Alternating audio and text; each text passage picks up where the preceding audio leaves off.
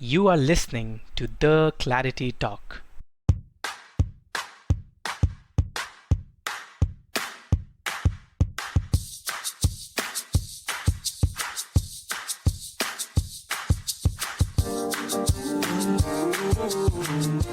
Hello everyone, welcome to another episode of the Clarity Talk show. एक ऐसा शो जहां हर बार I try to bring people from different backgrounds and industries. उनसे बातें होती हैं about their career and their life so that you can take lessons from their journey and start your own. This time we have with us the very amazing Paul Sandeep. Paul is India's leading industrial product designer. He has won the prestigious Red Dot Award in designing twice. And by the way, he is the only industrial product designer from India who has been a speaker at TEDx 3 times. He has designed more than 700 innovative products, and one of his products was so good that the Danish Design Museum decided to put it in their permanent collection since 2009.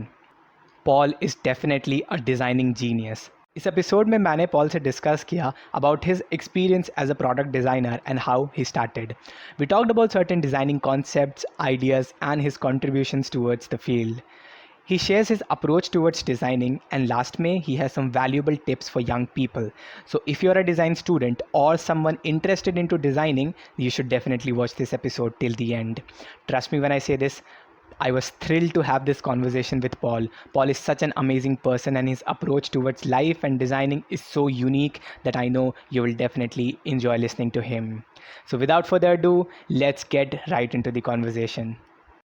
Thank you so much, sir, for coming to my show. I'm really excited and delighted to have you here. How are you? I'm fine, and thank you, Shubh, for having me on your show. I'm really excited to talk to you. Yes, sir. So in this show, we'll talk about a lot of things in and around product designing, industrial product designing. We'll talk about what goes in the brain of a designer. We'll talk about the past and the future of designing, how it has evolved, and everything. But first, let us talk about you and your experience so far as a product designer. We'll start off by asking you that how and why did you choose industrial product designing? Tell us about the whole journey. Okay, now that's a very interesting question because uh, I happened to become an industrial designer. It was by chance because I was not aware of this profession because probably not many people were talking about this profession at that point in time. This is somewhere around 2000 and 2001 when Yes. I got to know about design. Actually, I was doing my electrical engineering, and I was also a professional cartoonist Okay. with observation, and that's why probably I had my own pocket column. So I used to observe things around me and make fun of them and criticize them through my illustrations and cartoons. Mm. But one fine day I realized that I have this technical knowledge which I'm acquiring through my engineering studies, and I have my observation skills as a cartoonist. So what if I could, combine these two skill sets and then me be more productive and could do something for the society instead of just criticizing the things around me? Can I actually start be from a problem identifier to a problem solver? I think that was the thought, and then fortunately, I came across a design, an inter-college competition where I got to know about product design, and I designed a product during that competition and won the first prize. So that was a big impetus for me to actually look at industrial design as a professional career. Yes. And then I researched further and got to know about NID Ahmedabad, National Institute of Design Ahmedabad, Okay. and then did my post graduation in industrial design from NID Ahmedabad. So that's how I became a designer. Mm. What is the role of an industrial product design? What exactly are you supposed to do? Yes. Uh, so most people consider industrial designers as part of the R&D team, Right. research and development of any company. But there's a fine difference between an engineering designer and an industrial designer. And I can tell you exactly what's the difference, because I'm partly both, because I'm trained in engineering design as well, Right. because I'm an electrical engineer, but I practice industrial design. What happens is that whenever a company wishes to revamp the look and feel of the product, Mm. or wishes to add some new utilities or come up with new USPs, unique selling propositions, Right. we call Right. it, in a product, or it could be just CMF, like changing the color, form, and texture of a product. So that's the time when industrial designers play a very important role in creating those products which are differentiated from the market. So Okay. that helps the brand to in a very positive business growth route. It takes the brand towards a Mhm. very positive business growth. Wow. So That is. we are partly artists, we are partly engineers. So we both, if you combine, us. So you believe that your engineering degree and the knowledge that you acquired through your engineering has really helped you in this product designing journey. Absolutely, absolutely, and it helped me in two folds. One, definitely because I had the aptitude which was required for technical know-how to Right. understand technical stuff, and also because it instilled a kind of faith and confidence in my clientele, Yes. that okay, this is an engineer and he would understand the engineering. The So stuff. it worked both ways. Yeah, that is really exciting. Yes, and especially because you had the knowledge of engineering, you already know a lot about products and a lot about different materials. Using that knowledge, you Yes, could have a better vision of what are the ways through which I can solve this problem. So, exactly, observation was something exactly. which was already there in you, and engineering gave you a platform to solve the problems Yes, using those observations. yes, absolutely right. You did engineering, and then you got into designing, and you did your Yes, masters from NID Ahmedabad. That certainly gave you yes, some edge. So, definitely. I mean, I talk to my peers and talk to my friends who are currently doing designing, and they have this question that does it really matter to belong to a prestigious university like a NID? Mhm. Okay. See, I think NID has definitely played a very important, a pivotal role in turning my life around, actually. Because what happens is that uh, the advantage of being from a prestigious institute is that people give you a chance to explore. That is the biggest advantage. Because what happens is when we design something, it's a very huge investment from the company's point of view to invest in the design, because it has to go to a lot of development process. So there are a lot of revenues involved in the entire gamut of create, from converting an idea to a product, right? So it's about taking risk. So what happens is that if you are from a good institute, then it is expected that you come with some skill sets that you would reduce the risk of investment. You understand? That is true. Yes. Otherwise there is no difference between a student from A college and student from B college can both perform exceptionally well, and a student from a not so popular college can exceed in his performance. Mm. But to start your career, it definitely helps, because as I said, people are risking their money onto your ideas, Yes. so they want it from the best. So that definitely gives a jump start. But how I look at it is that if you are able to build that trust using your, not just your university, but your products and your designs, that can bridge the gap, right? Absolutely. Like for example, I'm from a private engineering college, Ah, yes. Right. right? So but then if you compare my output as a individual coming out from a private engineering college, probably it is definitely at par or maybe beyond any other guy from an IIT Right. Right. who would have developed new products. That is true. Yes. The same happens with NID and in design platform also. Every platform, it definitely helps you, but if you can't get through, it's not the end of it.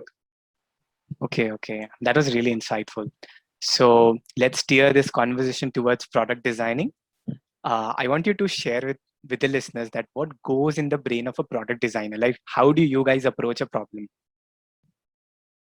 See, there are 2 to 3 ways to approach any design challenge.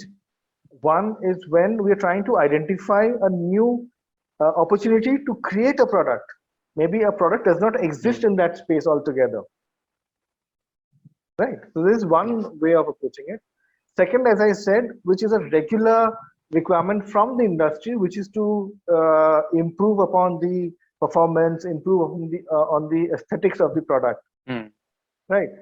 And the third direction wherein an industrial designer also works is in the craft sector, wherein you use age-old techniques and try to use those techniques to create something new.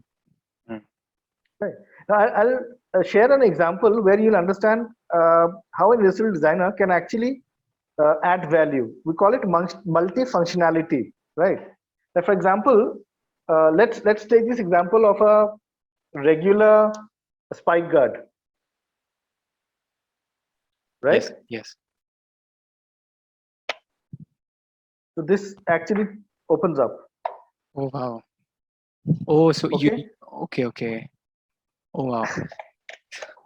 So this actually had a USB USB port. charger.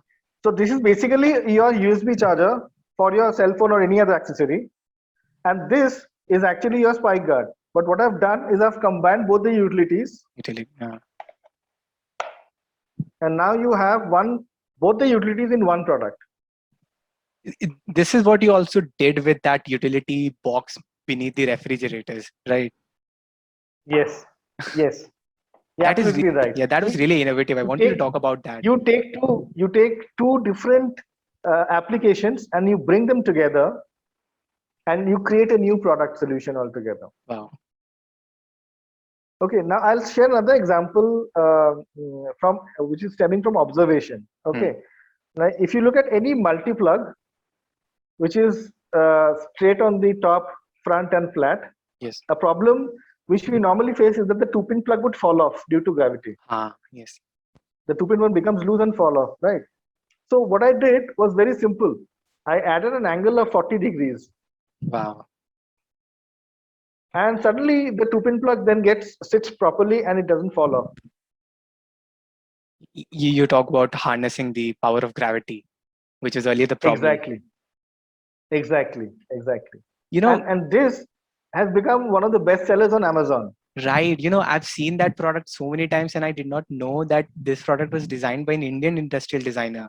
And I was really amazed discovering it day before yesterday. Great. Another satisfaction is for me is that I try to create super normal designs. The fact that when you look at a product, you just enjoy the utility. You don't think of it as a designer product. Right. That is what I think I take most pride in. That it doesn't have to scream that that I'm a designer product, but it has to solve the problem and gently become a part of your lifestyle. And you do all of this through the process which you call innovation by observation. Absolutely right. Since when have you been following this innovation by observation? The day I realized I want to become an industrial designer. Probably just before that, I realized this fact that this is what I was gifted with. Oh, right. And I'll give you an example. When I talked to you about working in the newspapers while I was doing my engineering, right, in my final year. So I was actually working in the night shift. Right. So when my timings were from 8:30 in the evening to 3:30 in the morning. So when I got back from office, many times I would see these newspaper guys roll up the newspapers, pack it up in their bags, and then later during the day they would go up and throw these newspapers to different heights. I felt that was a humongous task to be done on a daily basis. Right. So I had thought of a newspaper launcher. So and that is the product which got the award at the design competition, the first design award. That was your first design award. Yes. And you were still in engineering college back then. Yes. I was in my final year of engineering. And so that was the point when I realized that I had observed a problem and I had created a solution which doesn't exist. Hmm. So since then, I've been, trying to sharpen that skill of Okay. observation. Yeah. Okay. So, Sandeep, sir, I want you to also mention that you are in this industry for quite a long time, and you must have Yes. seen designing evolved in the past few decades. Could you share your Yes. insight as to how this evolution has taken place? Where do you see Indian designing scene to go from here and everything around it? I think, see, the basic criteria of being innovative hasn't changed. The basic Mm, criteria of being able to visualize hasn't changed. But what has changed is other tools and the techniques.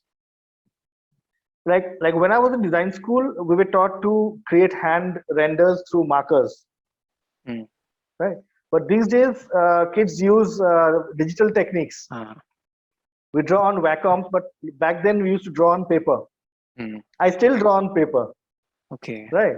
But again, probably a generation of designers before me would draft everything on the drawing board and create 2D drawings for the Mm, for the product.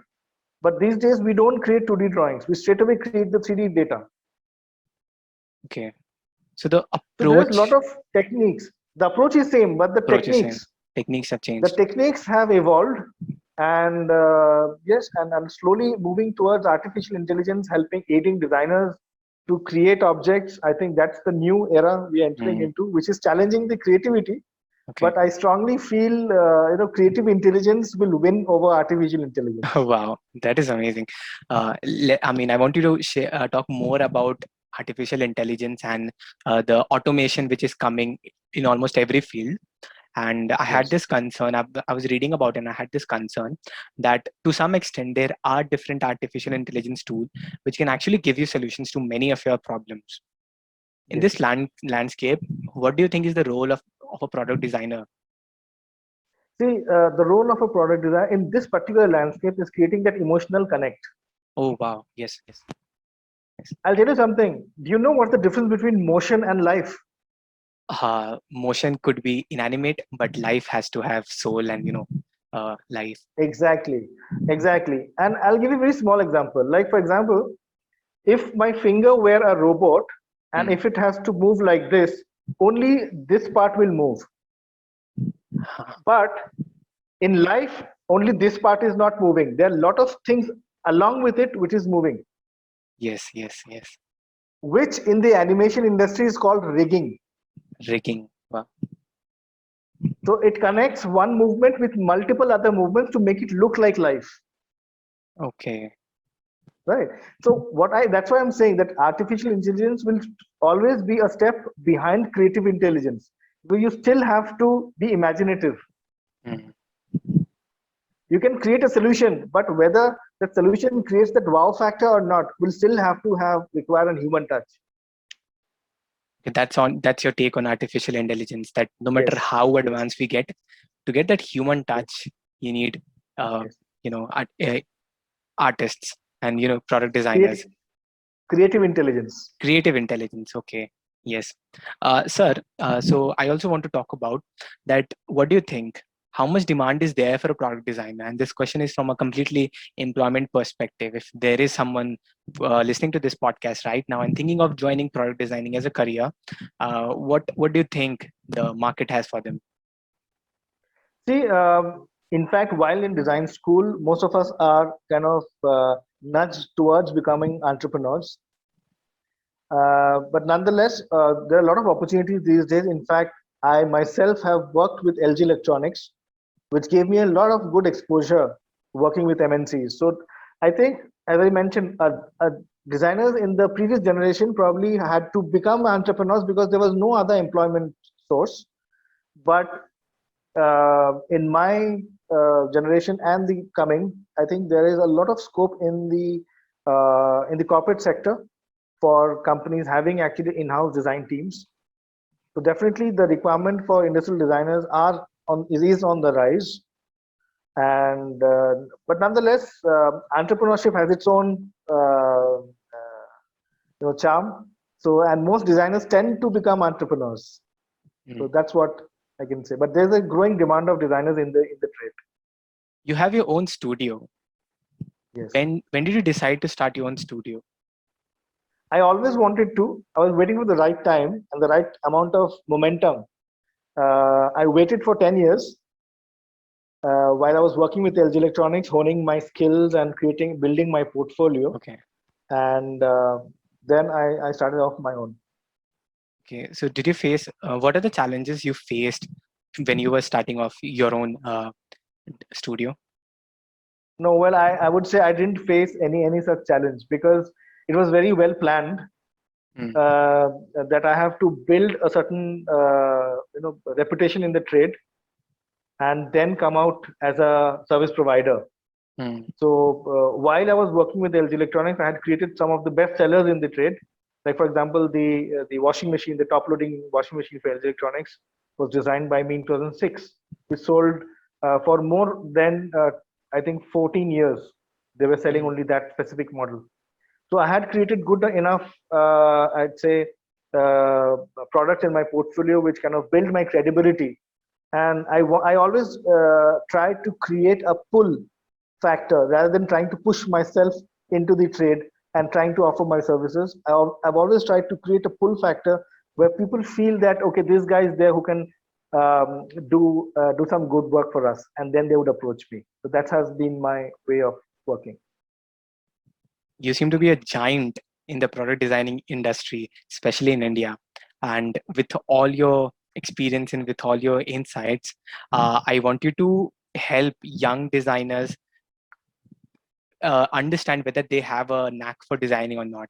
So how can someone understand whether they have a design thinking or not? I think a lot of personality traits can help you identify whether you should get into this profession or not. First, probably you have to be a rebel in the right way. Like, for example, if you accept the norm, then you can't become an industrial designer. Because Okay. for us, every day we're challenging the obvious. Hmm. And every day we are trying to pushing the boundaries. And the biggest challenge is not your limited creativity. The biggest challenge is actually when you have to convince people about the value of your idea and they have to take business decisions, and that's Yes. the biggest challenge. So you have to be a rebel, you have to be very persistent, and I think the key element to survive and excel in this profession is passion, without which you just can't exist. Hmm. So when you talk about being a rebel, um, I listened to some of your TED talks, and you were talking about this concept of habituation, Yes. the ability to to not question things around you. And you saying that it is a big problem, and if you are someone who is habituated to things around you, you may not be able to look at things from a point of view to solve problems, from a point of view to find out problems and solve them. And being a rebel obviously helps you to not get habituated to things around you. Yes. So by day before yesterday, while I was reading about you, I realized that I am habituated. I am in the pure sense of the term too much habituated. Like I never realized that below my refrigerator there was this utility box and it has such good use. But after listening to your videos, I started looking at things from a different perspective, and I found out 2 or 3 areas where I can improve my room, where I can make changes to my room. That was just a change in the way I looked at things, and I felt that this change has brought changes in the way I can solve problems around me. I think this problem is not just with me, but a lot of people in India, especially, that they don't seem to have this ability to look at things within a point of view to solve problems. Do you also see this as a problem with people around us?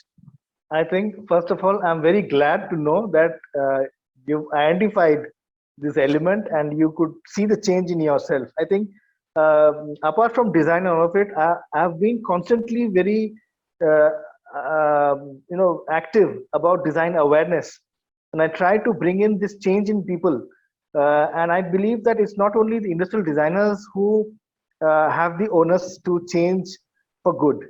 Everybody in their profession, if they apply creative intelligence, they can actually bring a change in their own lifestyle. They can excel in their own profession. Being observant, I think, is keeping your common sense alive. Yes. Right? And see, it's very easy not to think. It's very easy not to think. It's difficult to think. And that's why people shy away from thinking and go with solutions which others have accepted. And then they say, this is the way it is. Okay. But it is actually not the way it is. It is because you are accepting and you're trying to find the easy way path ahead. Right. So I was reading about this interesting article on product designing and habituation in product designing, and the author says you should never use habituation as an excuse to justify lack of innovation, and that it's great that your product is doing good with people, but you still have to strive to improve that product, improve that experience around that product. And while I was reading this article, there was this particular thing which I came across, and I find it really interesting, which is that you don't, I mean, you know you're a product designer and your business is to solve problems, to give better user experience to people. And who is who can be a better person to tell you what their problems is than the user themselves?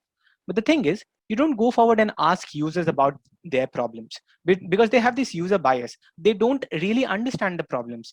You as a product designer has a responsibility to be empathetic and innovative enough to understand their problems. Yes. How much do you think this is the role of a product designer? This is actually the primary role of a designer. Okay. This is actually because I really don't believe in research and then coming with research is only a technique which has to be done post the idea is conceived, just to check the feasibility, the viability, the commercial, techno-commercial visibility, but not to judge an idea or not to get an idea. See, a consumer will never showcase his or her inability to use a thing in a certain manner. You ask them straight away that, is there a problem with this? They would say no, I'm fine with it. Because if they feel, if they say there's a problem, it means they are incapable of using it in the right manner. Right. So I always feel that genuine need has to be felt. It will never be spelled out. You just have to feel it. And that's why observation is a very key technique to come up with these kind of identifying the facts and then coming up with the solution. So your user, because they don't know what they want. Okay. So how can someone develop a design thinking? That's a very tricky question, actually, because I think this will come over a period of time, and I think it's just by experience you'll have to see that how well you are empathetic and how well you are identifying with others' problems. Sometimes my clients tell me that, how do you read our mind? Yes. And I don't have an answer to that, because maybe I'm very observant. I'm highly observant to even the gestures, even the facial expressions, even the things around them. So I get to know what are they looking for, and I tell them, are you looking for something like this? And they are then, wow, how do you know that? Yes. So you have to pay attention to the little details of life, everyday life, and that's where the fun is. I think most people miss out on the richness of everyday life. We feel it is very mundane, but actually our everyday life is very, very rich of resources, of opportunities. Right. And this also aligns with what you said, that you see what you look for. Yes, absolutely. So absolutely. So is it that whenever you venture out, you always look for problems, or is it that when you get a particular problem, when you get a particular job to do something, only then do you look out for problems? Well, I must confess, the life of a designer is not very comfortable, because you find problems in everything. and you only paid for some of the problems you solve for a client. Other things you still have to live with. So you're a person who's always looking for problems. Um, I think I wouldn't say problems. I look at these as opportunities. So Opportunities. everywhere I find an opportunity, and if I can convert it into a commercially viable product, then it's good for me and both for the society and the manufacturer. So I'm able to create a solution. So the result is a solution, but the approach is not to find a problem, is to find an opportunity. Okay, okay. Nice. Yeah, that was really great, sir. So we have come to an end of the conversation, and it was a pleasure hosting you, sir. Uh, Before we close, do you have any end remarks for people listening to this podcast? Any tip for young designers out there? I think most industrial designers are moving away from industrial design and moving towards UX and UI. Hmm. And the major reason which I see is they feel that that area is booming and Hmm. there's good money in terms of remuneration, in terms of pay packages. But if you are trained in industrial design, you should stick to the profession, and only when pursue it with wholeheartedness, then only you will be able to succeed. Because this is a very niche area, and there are hardly people who are actually and genuinely practicing product design. Okay, okay. Don't you think it becomes difficult to people to stick to their niche area when they can see that a area similar to their area is booming, and they can go and join that to, earn money and get Exactly. more That's about all opportunities? about. That is the thing with habituation. That's the easy path. Right. Yes, I understand. Okay. So I think I wanted to actually talk to a designer and know more about designing. And I wanted to start off with someone who has a lot of experience in designing. And I'm really glad that you came to my show. For my future episodes, I would like to, know more about from different peoples about different aspects of designing, like UI UX designing also. But I still believe after reading, a little bit about designing, that product designing is where everything started. Everything came out Yes. of product designing, and that is how I Yes. like look at things. Yes. Yes. This is the basics. This is the basics of the design fraternity, and then you can specialize in various other domains. Okay, okay. So once again, sir, thank you so much for this conversation. Thank you. Thank you for having me here, and it was wonderful talking to you, Vishnu. Yeah, thank Have you a so nice much, day. sir. Yes, sir.